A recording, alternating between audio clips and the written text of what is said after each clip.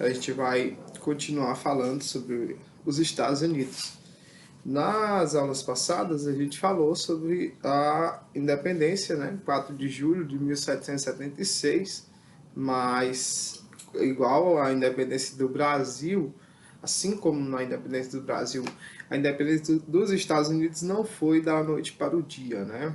Houve todo um processo, desde a Guerra dos Sete Dias, né?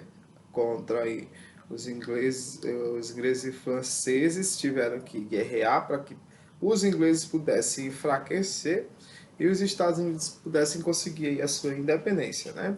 Desde as várias revoltas, como a lei do chá de Boston, né? Onde os colonos americanos deram um prejuízo muito grande ao chá inglês, né? Aos produtos ingleses que estavam no porto de Boston, tá? E aí a gente viu lá que, como retaliação, como represália, os ingleses eles aprovam várias leis, como a lei do aboletamento, né? Como a lei do chá, como a lei do açúcar, né? Como a lei de Quebec, essas leis aí que impuseram restrições aos americanos, né? Onde eles iriam perder a sua liberdade, a sua autonomia econômica, onde eles iriam comprar apenas produtos, né, que os ingleses vendessem, que os ingleses aprovassem, que os ingleses especificassem, né? E aí, tudo isso a gente viu. E aí, graças a essa determinação do povo americano, em 4 de julho de 1776, eles conseguem aí a sua independência, sendo a primeira nação a reconhecer e a presenteá-los com a Estátua da Liberdade.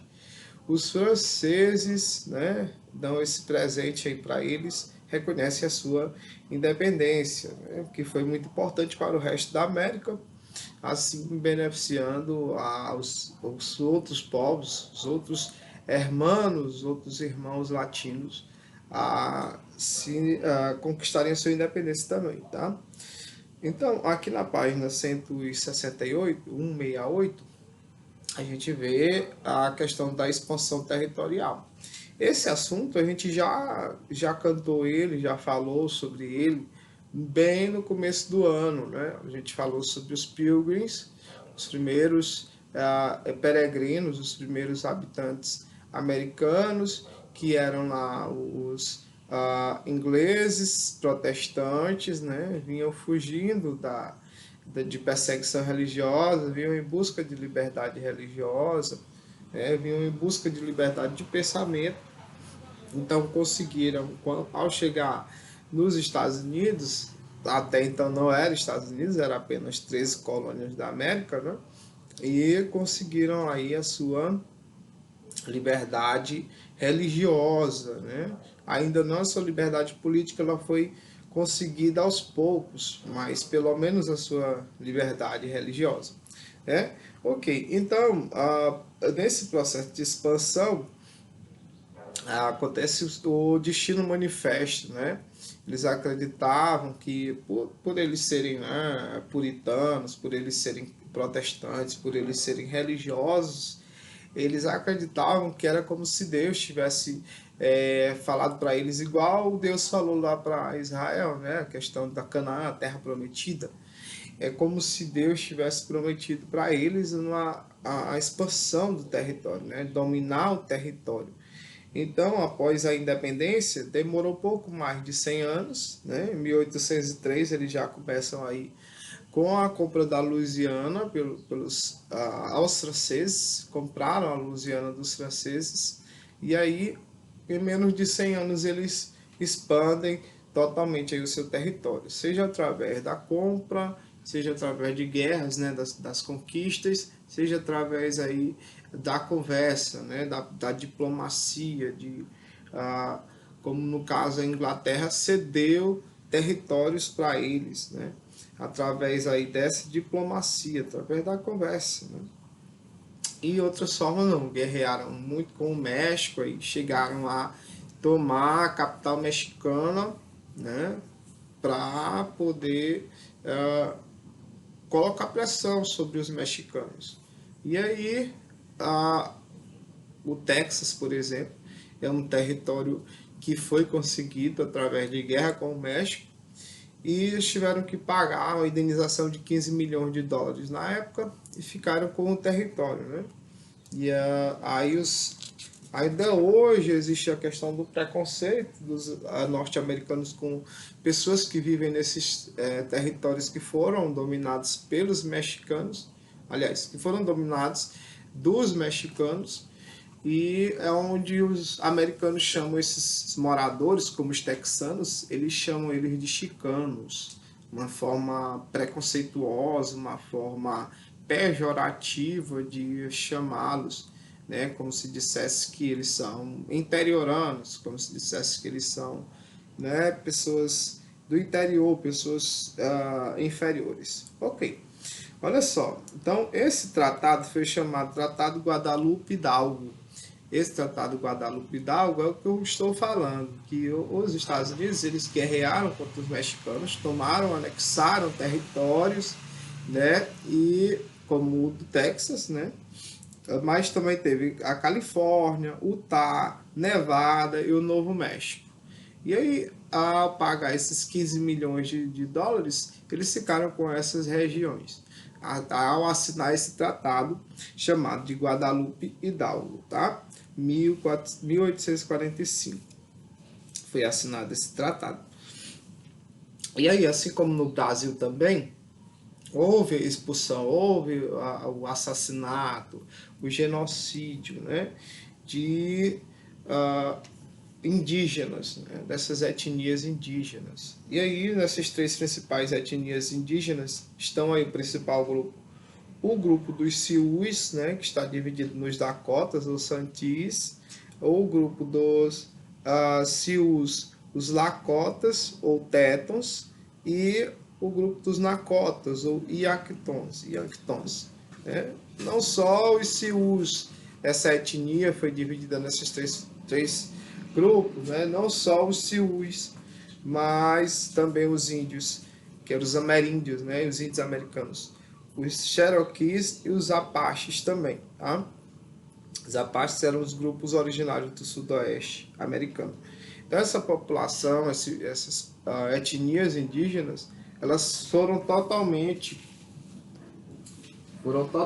destruídas, né? Totalmente dominadas, assim como os nossos indígenas também, né?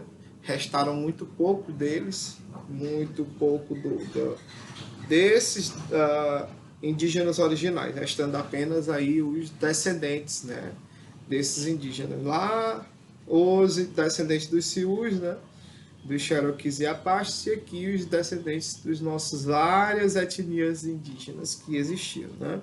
O tronco G, que deu as várias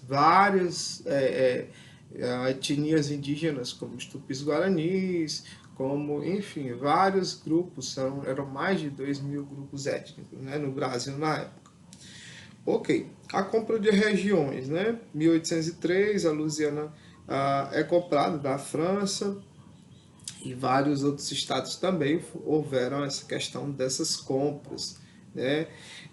Eles tinham essa estratégia de comprar territórios que eles viam que iam ter alguma vantagem, né? Viram que eram territórios férteis, territórios bons para eles morarem. E as relações diplomáticas, como eu falei, chegaram aí o Oregon, né? Ele foi cedido pela Inglaterra. A Inglaterra cedeu o Oregon através das relações diplomáticas, de conversas, né, de transações. A gente vai permitir que vocês comercializem com a gente, pagando menos impostos, vocês nos cederem esse território. Já está próximo da gente, vocês estão longe. Então, a questão do Oregon foi uma cessão, né, uma questão de concessão em relações diplomáticas, relações amigáveis entre os dois países. Tá? Na página 172, a gente vê o que eu falei, o Destino Manifesto, essa crença de que essas terras do oeste, né, quem já assistiu o Pica-Pau fica lá, ó, para o oeste, né? Então, esse destino manifesto é essa crença no que eles achavam que o território era deles, dado por Deus, né? Deus haveria determinado que eles conquistassem esse território ao oeste, né? Então, a gente já sabe que a região norte e a região sul futuramente entravam em guerra civil, né? No futuro, quando nos próximas páginas que a gente estiver estudando, a gente vai ver lá, né? As guerras entre a guerra entre o norte, as colônias do norte e as colônias do sul, tá? Guerra chamada de guerra de secessão. Secessão quer dizer separação, quer dizer que os territórios não estavam unidos, né? Estavam separados entre si. Mas começou por causa que o norte ele começou a se desenvolver mais, o norte começou a estudar mais, a ter pessoas mais estudadas, mais esclarecidas, então tinham mais escravocratas, né? Tinha pessoas que eram mais a favor da libertação dos escravos, né, da liberdade dos escravos. Então, as colônias do norte elas começaram a se industrializar melhor, começaram a ter mais capacidade de se desenvolver, mais desenvolvimento. E já a região sul, ela era mais voltada para o escravismo, né? Era mais voltado para o escravismo, para a escravidão dos negros africanos, dos indígenas, né? E foi uma região que se desenvolveu menos, né? Foi mais voltada para o latifúndio, mais voltada para o plantation. Todo mundo sabe que o plantation é esse sistema agrícola voltado para o latifúndio, né, que são as grandes propriedades rurais, para a agricultura de subsistência, que é praticamente a agricultura que você planta para sobreviver, onde você tem a mão de obra quase escrava ou barata demais. Ou escrava ou barata demais. Tá? E ok.